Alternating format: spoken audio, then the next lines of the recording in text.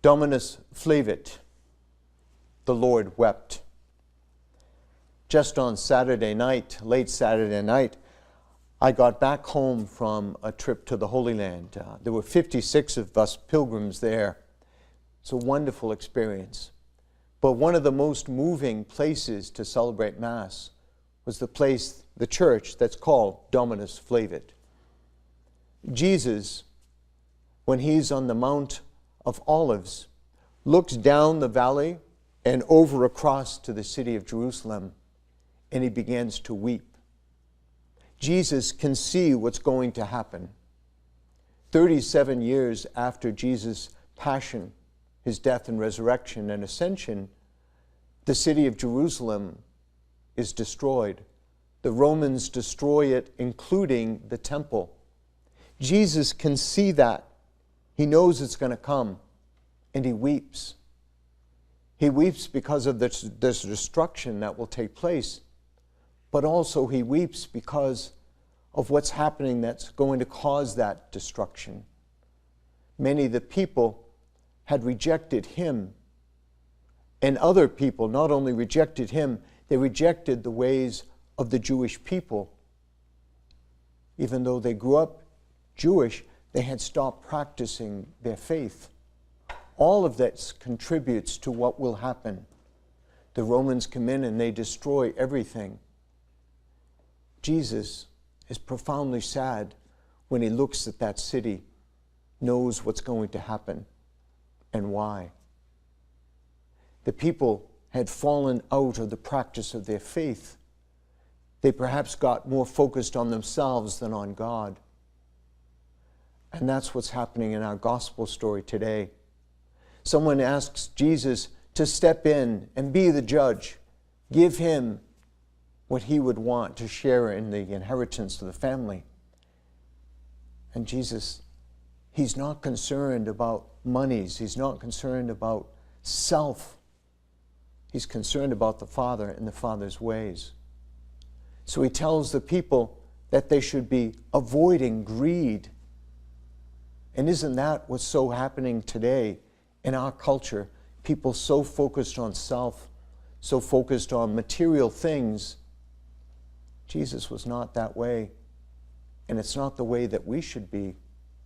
Perhaps when Jesus was weeping over the city of Jerusalem, he could see farther than just the year 70 AD.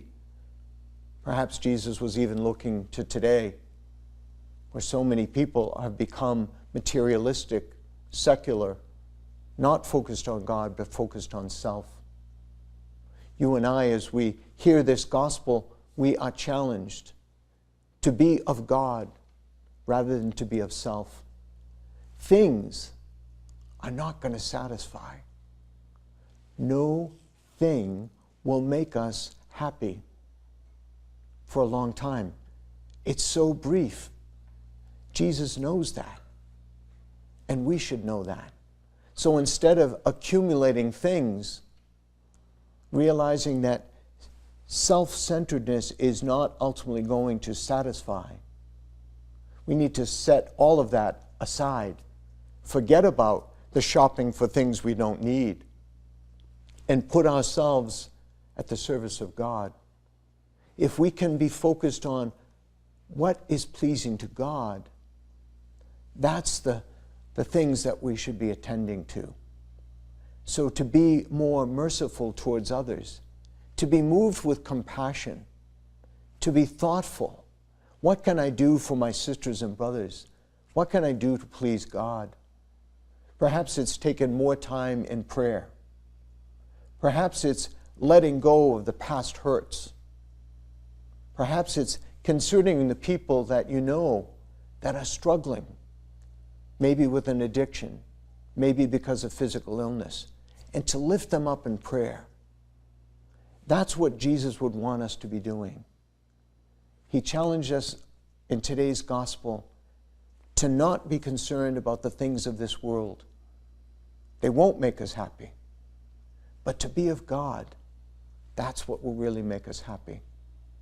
So I challenge you this morning to think about how often you buy things that you really don't need. And perhaps instead of buying those things, you put that money aside for a better cause. Perhaps it's to do something for a charity. Perhaps it's giving to the church. Maybe it's giving to an orphanage.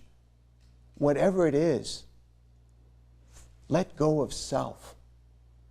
Focus on God. It will be pleasing to the Lord, and it ultimately bring us greater joy, happiness, and peace. So if we can store up things that are of God, it will make the Lord happy. It will make us happy as well. Let us be at peace. It is what the Lord wants, and it's what we most long for.